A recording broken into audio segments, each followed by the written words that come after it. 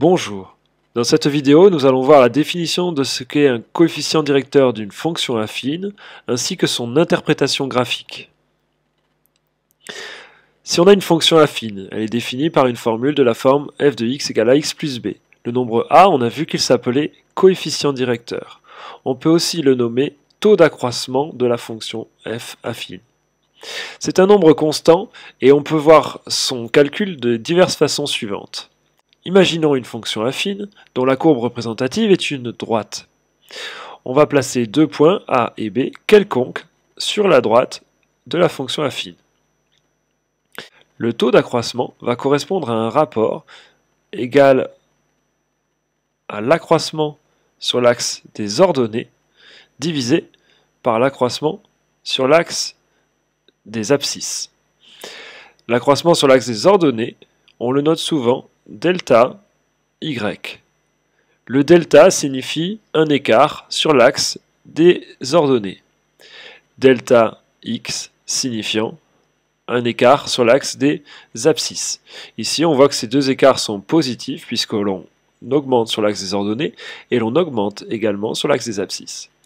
Une première façon de calculer ce coefficient directeur, c'est donc de faire le rapport delta y sur delta x. Cette formule peut être vue sous un autre angle. Imaginons qu'on appelle l'abscisse du point là, x1 et l'ordonnée du point A, forcément c'est l'image de x1 par la fonction affine, donc f de x1. Pour le point B, son abscisse on peut la noter x2, son ordonnée f de x2. Calculer l'écart delta y revient à faire la soustraction f de x2 moins f de x1. C'est ce nombre-là moins celui-ci. C'est ce qui est noté ici. Et calculer un écart sur l'axe des x, c'est calculer la différence entre x2 et x1. Donc x2 moins x1. C'est une autre façon de voir la même formule et le même calcul. On peut aussi voir cette dernière formule en fonction des coordonnées des points A et B. Et dans ce cas-là, l'image de x2 correspond à yb, l'image de x1 correspond à ya.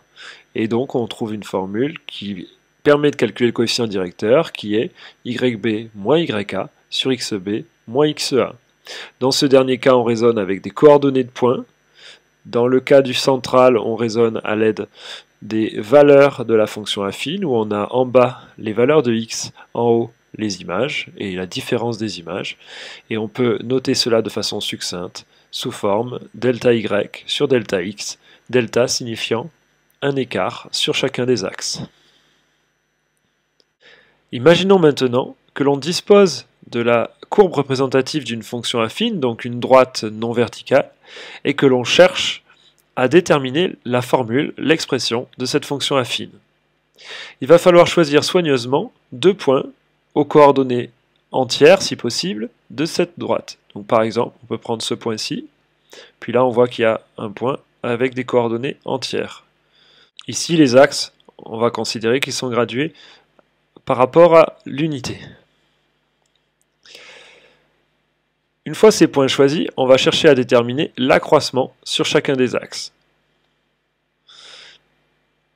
Ici, entre ce point et ce point, on a un accroissement sur l'axe des ordonnées, un accroissement sur l'axe des x. Ces deux accroissements, on peut les déterminer. Ici, sur l'axe des ordonnées, l'accroissement est de 2, sur l'axe des abscisses, de 4.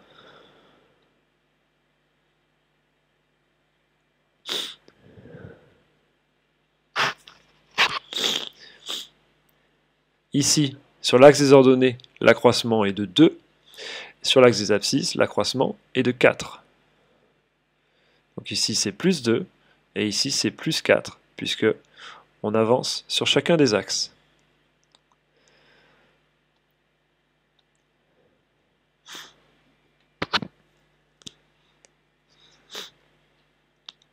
On peut alors déterminer l'expression de la fonction f. La fonction f, elle est de la forme ax plus b, mais le coefficient directeur, on sait.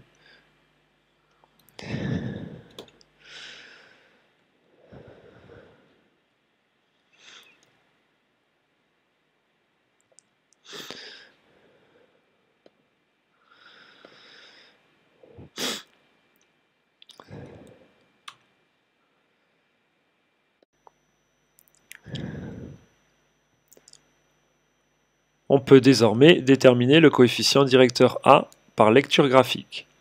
Le coefficient directeur A, par définition, c'est l'accroissement sur l'axe des ordonnées divisé par l'accroissement sur l'axe des abscisses. Cet accroissement ici, sur l'axe des ordonnées, il est de 2, divisé par l'accroissement sur l'axe des abscisses, 2 sur 4. Ça vaut en fait 1 sur 2. Dès lors, on peut déterminer l'expression de la fonction affine graphiquement. Puisque le coefficient directeur c'est 1 demi, ça va faire 1 demi de x plus b. Quelle est la valeur de l'ordonnée à l'origine?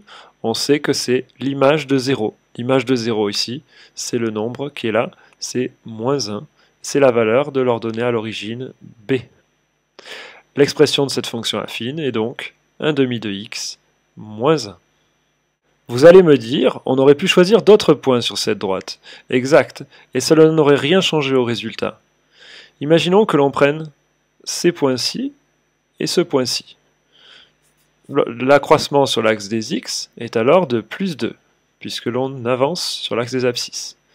L'accroissement sur l'axe des ordonnées est de plus 1, puisque l'on monte sur l'axe des ordonnées pour aller de ce point à ce point. Si on fait le calcul du rapport delta y sur delta x, on retrouve bien 1 sur 2, ce qui ne change rien. On peut également envisager, au lieu de partir de ce point gauche vers le point de droite, on peut envisager le contraire. On peut envisager de partir du point de droite vers le point de gauche. Dans ce cas-là, la flèche sera dessinée dans l'autre sens, et cette flèche-ci également dans l'autre sens. Dans ce cas, l'accroissement sur l'axe des abscisses est négatif, il s'agit de moins 2, puisque l'on recule sur l'axe des abscisses, et sur l'axe des ordonnées, il s'agit de moins 1. Mais moins 1 sur moins 2, c'est-à-dire delta y sur delta x, ça vaudra toujours 1 sur 2.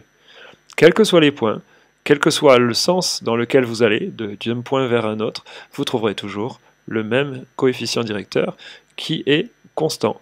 C'est une particularité des fonctions affines.